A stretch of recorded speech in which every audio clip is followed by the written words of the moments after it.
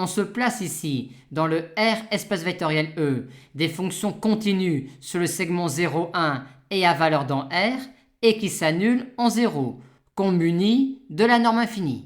On considère alors cette application phi-là de E dans R et on nous demande alors de montrer que phi est bien définie, linéaire, puis de montrer qu'elle est continue, puis de calculer ensuite la norme subordonnée de phi associée à la norme infinie sur E. Quand on considère un élément petit f de E, on a une fonction petit f qui est bornée sur le segment 0, 1.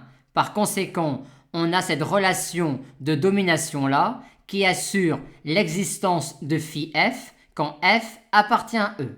Ensuite, phi est clairement linéaire et pour montrer qu'elle est continue, on va valider la caractérisation classique d'une application linéaire continue, ce qui ne pose pas de problème puisque l'on montre immédiatement cette inégalité-là qui assure la continuité de l'application linéaire phi.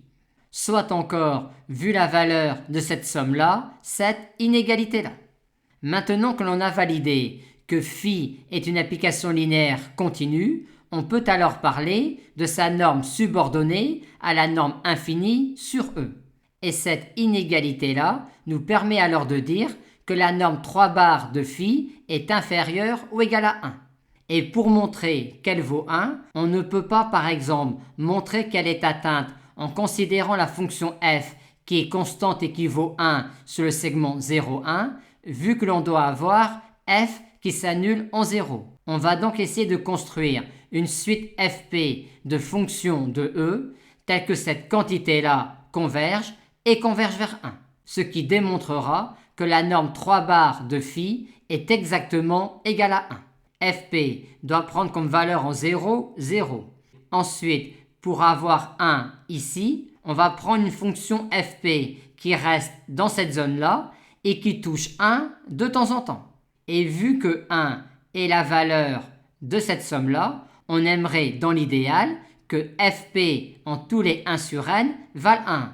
Mais c'est impossible car si fp de 1 sur n égale 1 pour n supérieur ou égal à 1, par continuité, on aurait alors fp de 0 égale 1, ce qui est impossible.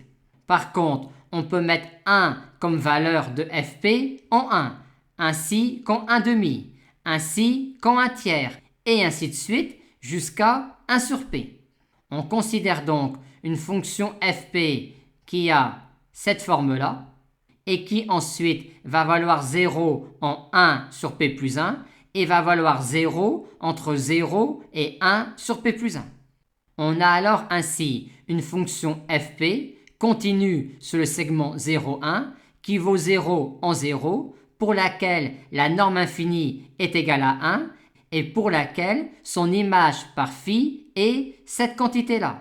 Quantité qui tend quand p tend vers plus infini vers la somme infinie de n égale 1 à plus infini des 1 sur 2 puissance n qui vaut 1. Par conséquent, cette quantité-là tend quand p tend vers plus infini vers 1, ce qui achève de démontrer que la norme subordonnée de phi est exactement égale à 1.